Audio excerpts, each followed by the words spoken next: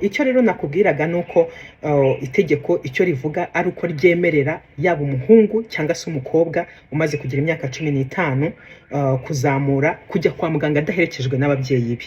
Ibyo bihita binumvikanisha koko hazamo no kuba umukobwa yajya gusaba serivisi zo kuboneza urubyaro. Okay?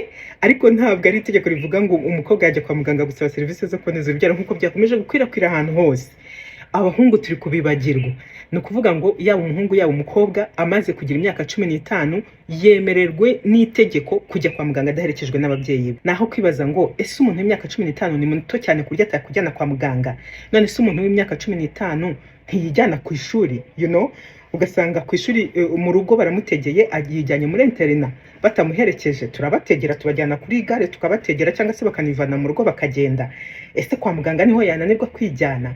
Impamvu rero kira cyagarutse cyane nuko nyine ari cyo uhita uvuga uti okay, mbere yaherekezwaga bisobanura yuko atashoboraga gufata uburyo bwo kuboneza urubyaro nta muntu mukuru yabanje kwigishaho inama ngo nabimwemerere, none ubu ngo bagiye kuzajya ajyayo wenyine, ubwo bisobanura yuko bagiye kubufata pe.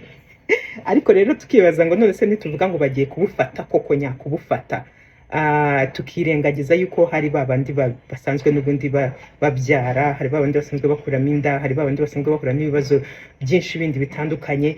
Ibyo bibazo byo turi kubisiga hehe? So kugira ngo ibyo bibazo bigabanyuke nuko umuntu aba yemerewe guhabwa serivisi kandi akayihabwa nta kondisiyo nyinshi ziriho, bityo bigatuma ya serivisi ituma agira ubuzima bwiza.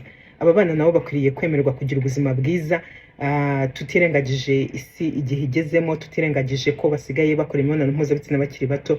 Ibyo ngibyo dusa naho twamaze kubyakira, niyo mpamvu dukwiriye no kwakira ibituma tubarinda kurushaho.